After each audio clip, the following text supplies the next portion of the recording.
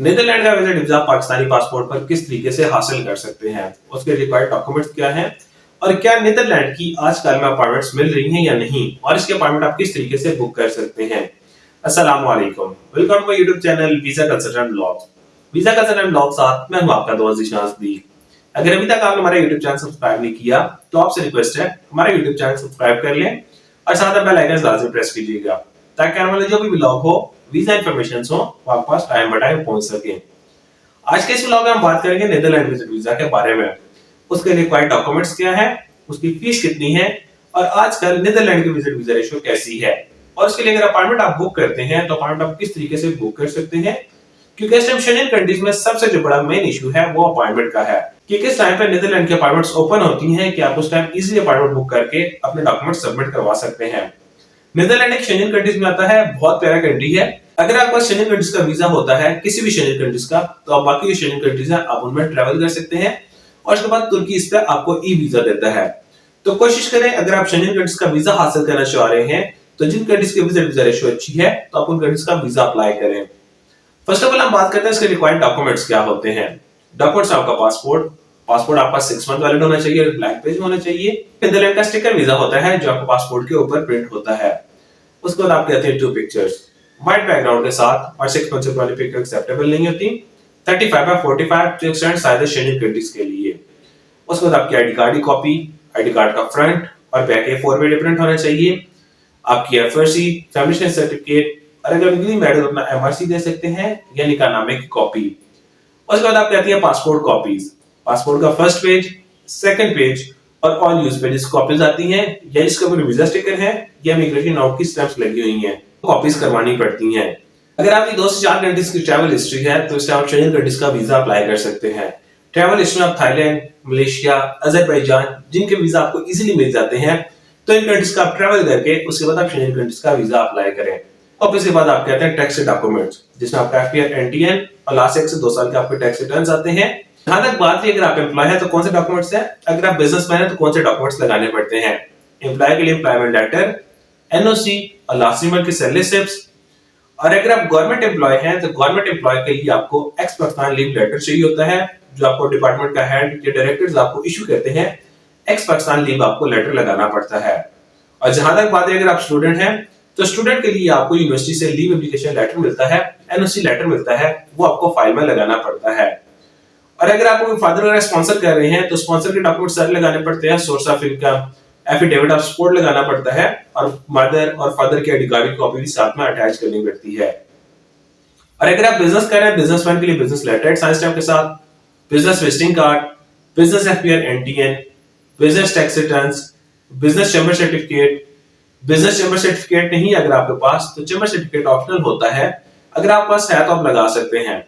बहुत सारे लोगों का बिजनेस किसी और फॉर्म में रजिस्टर होता है, जैसे फूड कोर्ट में, एसएससीपी में। आपको ये बाकी सर्टिफिकेट्स हैं आप वो भी डॉक्यूमेंट्स में अटैच कर सकते हैं। और इसके बाद आप कहती है बैंक स्टेटमेंट। अगर आपकी बिजनेस बैंक स्टेटमेंट नहीं है तो जब कवर लेटर लिखते हैं एम्बेसी को तो उसमें आपको मेंशन करना पड़ता है कि आपकी जो पर्सनल बैंक स्टेटमेंट है उसको आप एज अ बिजनेस के लिए भी यूज कर रहे हैं, तब वो बैंक स्टेटमेंट एक्सेप्टेबल होती है।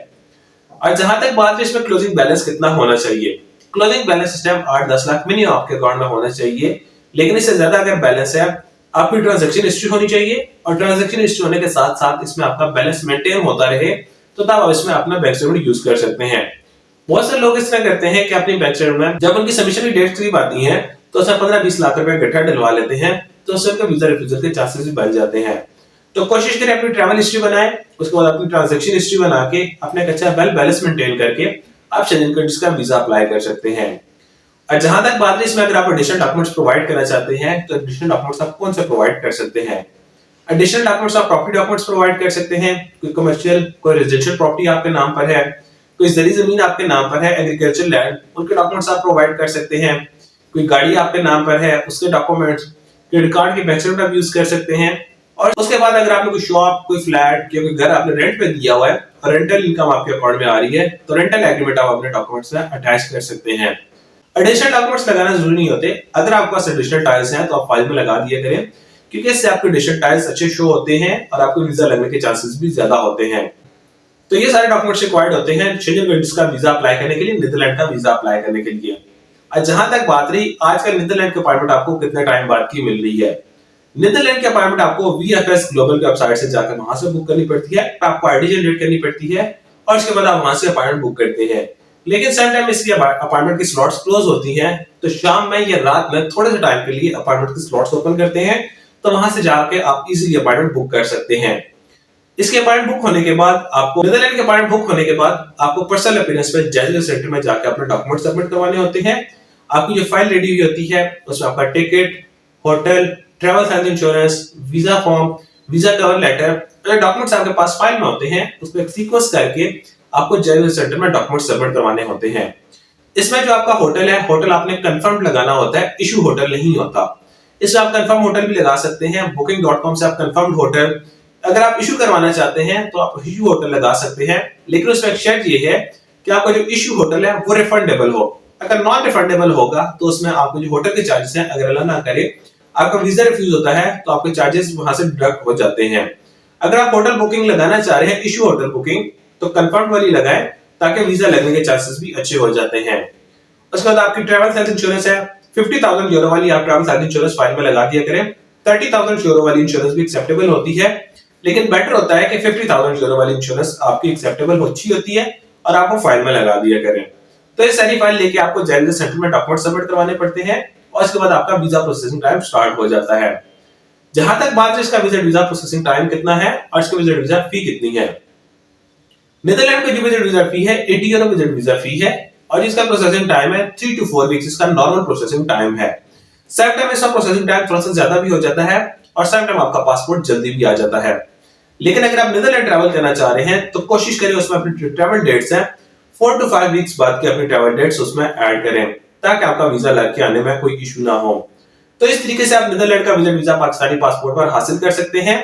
और इसके लिए जो अप्रूव्ड वैक्सीनेशन है, WHO से जो अप्रूव्ड वैक्सीनेशन है, जिसमें आपकी फाइजर, मेड्रोना, एस्ट्राजेनेका, साइनोफार्म और साइनोवैक वैक्सीनेशन शामिल हैं। अगर आपको साइनोफार्म और साइनोवैक वैक्सीनेशन हुई है तो कोशिश करके बूस्टर डोज लगवाएं और उसके बाद अपना वैक्सीनेशन कार्ड बनवाएं। तो इस तरीके से आप पाकिस्तानी पासपोर्ट पर नीदरलैंड का विजिट वीजा अप्लाई कर सकते हैं और पाकिस्तानी पासपोर्ट पर नीदरलैंड का स्टिकर वीजा हासिल कर सकते हैं। तो हमने सोचा एक वीडियो बना के अपने यूट्यूब को ये सारी इन्फॉर्मेशन बता दें कि किस तरीके से आप अपॉइंटमेंट बुक कर सकते हैं और कौन से डॉक्यूमेंट्स रिक्वायर्ड होते हैं नीदरलैंड का विजिट वीजा हासिल करने के लिए।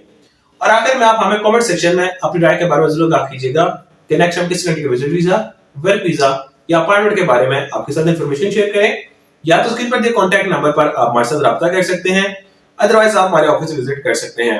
कमाल express and holdings private limited, Islamabad D का हमारा ऑफिस है, तो आप हमारे ऑफिस विजिट कर सकते हैं ताकि हम आपको ट्रैवल से रिलेटेड बेस्ट सर्विसेज प्रोवाइड कर सकें। Thank you so much.